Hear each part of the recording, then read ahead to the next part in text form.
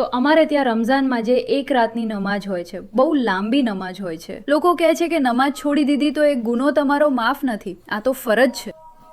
અનુશાસન બાંધ્યું છે કે યાર તું અહીંથી એટલો વિખેરાયેલા માણસ છે કે દિવસમાં 5 વાર બેસો પોતાના બધા જ કામ ધંધા છોડીને, કંઈ પામવા માટે નહીં પણ છોડવા માટે. હવે મસ્જિદ કહે છે, મસ્જિદ ખરેખર શું હોય છે? ખાલી જગ્યા હોય છે. મસ્જિદમાં તો કંઈ હોતું જ નથી. ત્યાં કંઈક એવું છે જે નથી. શું નથી? દુનિયા નથી. પેલા દુનિયાદારી વાળા લોકો, સંસારીઓ, એ બધાને જ બોલાવાય છે. 5 વાર આવો અને દુનિયાને પાછળ છોડીને આવો. આખી દુનિયા તો તમે ખોપરીમાં જ લઈને આવ્યા હો તો પછી કોઈ શું કરશે? તો ત્યાં પછી માયાની સામે બધી જ પદ્ધતિઓ નિષ્ફળ જાય છે.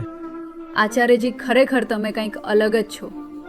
માશાઅલ્લાહ. હું દિલથી તમારા માટે દુઆ કરું છું. ફક્ત વાંચ્યું છે પૈગંબરો વિશે અને એમને બહુ માન આપ્યું છે, પણ લાગે છે કે પૈગંબરો કદાચ આવા જ હશે. So thank you so much.